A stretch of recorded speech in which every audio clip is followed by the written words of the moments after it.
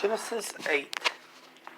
And God remembered Noah and every living thing, and all the cattle that was with him in the ark. And God made a wind to pass over the earth, and the waters assuaged, the fountains also of the deep, and the windows of heaven were stopped, and the rain from heaven was restrained, and the waters returned from off the earth continually. And after the end of the 150 days, the waters were abated. And the ark rested in the 7th month, on the 17th day of the month, upon the mountains of Ararat. And the waters decreased continually until the 10th month, in the 7th month, on the 1st day of the month, were the tops of the mountains seen. And it came to pass in the end of 40 days that Noah opened the window of the ark which he had made, and he sent forth a raven, which went forth to and fro until the waters were dried up from off the earth. Also he sent forth a dove from him to see if the waters were abated from off the face of the ground. But the dove found no rest for the sole of her foot, and she returned unto him into the ark, for the waters were on the face of the whole earth.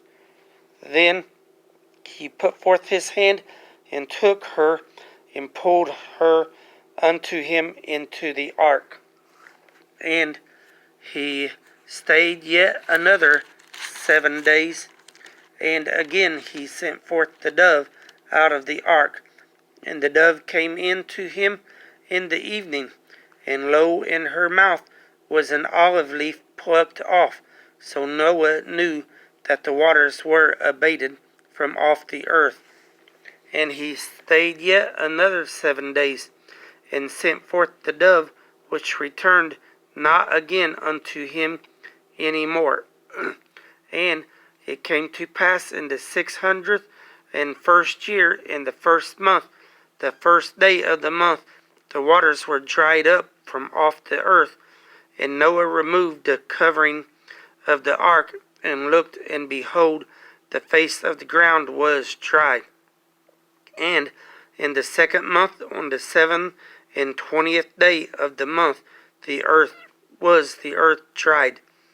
And God spake unto Noah, saying, Go forth of the ark, thou and thy wife, and thy sons wives with thee. Bring forth with thee every living thing that is with thee, of all flesh, both of fowl and of cattle, and of every creeping thing that creepeth upon the earth, that they may breed abundantly in the earth, and be fruitful, and multiply upon the earth. And Noah went forth, and his sons and his wife, and his sons' wives with him. Every beast, every creeping thing, and every fowl, and whatsoever creepeth upon the earth after their kinds, went forth out of the ark. And Noah builded an altar unto the Lord, and took of every clean beast, and of every clean fowl, and offered burnt offerings on the altar. And the Lord smelled a sweet savour, and the Lord said in his heart, I will not again curse the ground any more for man's sake, for the imagination of man's heart is evil from his youth.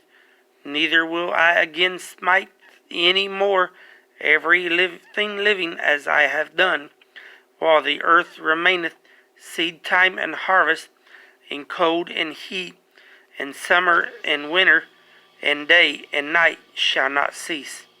Okay, that was Genesis chapter 8.